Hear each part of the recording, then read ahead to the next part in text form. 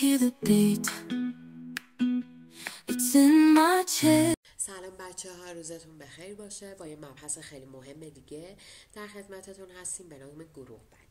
از مهر 96 از آزمون مهر 96 گروه بندی در آزمون مطرح شد و بسیار در آزمون حائز اهمیت. مبحث 4 محررات ملی یک سری اعداد رو برای ما مشخص کرده با یک لفظی به نام زیرزمین با پنجره نورگیر یا بدون پنجره نورگیر و میاد میگه ساختمون شما یا ارتفاع ساختمون شما بر اساس این لفظ ها نباید از این عدد بیشتر باشه و اگر از این عدد بیشتر بشه شما گروه بندی ساختمون رو رد کردید و در آزمون مردود محسوب میشید.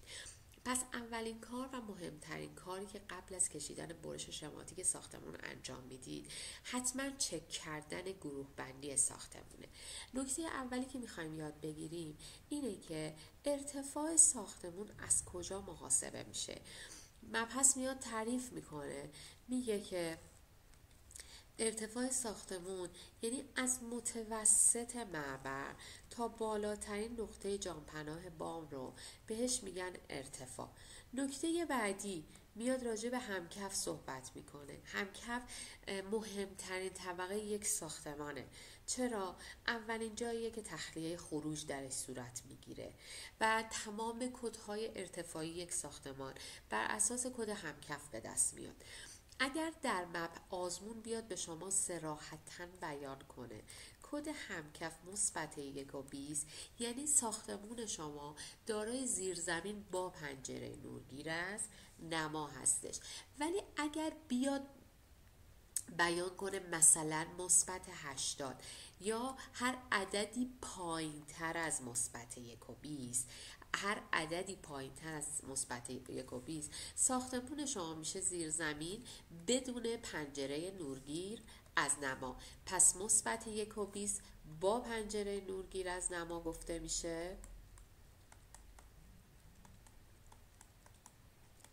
و پایین تر از این عدد بین مثبت 5 تا مثبت 1 متر و 20 زیرزمین بدون پنجره در نظر گرفته میشه. حالا این که یک ساختمون دارای چه تعداد طبقاتی هستش چجوری باید بیایم این رو محاسبه کنیم؟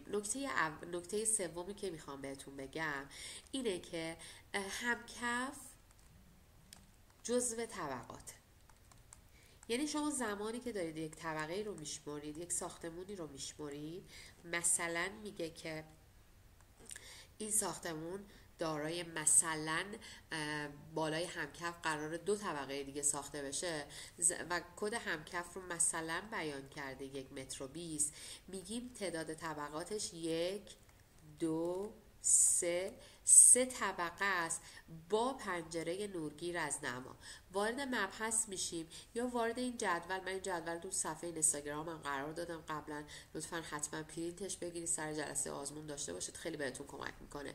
میایم چک میکنیم 3 طبقه با کد مثبت 1 و 20 میشه جزو گروه ساختمانی 4 و 5 در 3 طبقه و زیرزمین چون کد همکف من مثبت 1 و 20 جزو زیرزمین با پنجره نورگیر از نماست و میگه باید چقدر باشه؟ باید 12 متر و 20 سانت باشه. یعنی اگر من بخوام این رو ترسیم بکنم میگم ساختمون من از متوسط معبر تا بالاترین نقطه جانپناه بام باید 12 و 20 رو داشته باشه. حالا در مرداد 1400 یه نکته وجود داشت که از چالش های سوال این بود که اگر شما روی تجاری رو با کد مثبت 5 می ساختید حتما در آزمون طراحی به دلیل رد کردن گروه بندی مردود می شدید. چرا این اتفاق می افتاد؟ ببینید بچه، زمانی که داریم گروه بندی رو چک می کنیم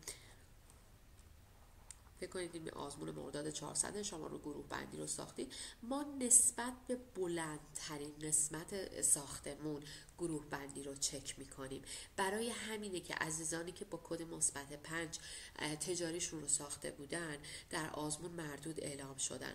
پس در گروه بندی ها بیشتر دقت کنید چون ساده ترین نکته آزمون هستش و خیلی راحت منجر به مردودی میشه. روزتون بخیر، موفق باشید. خدا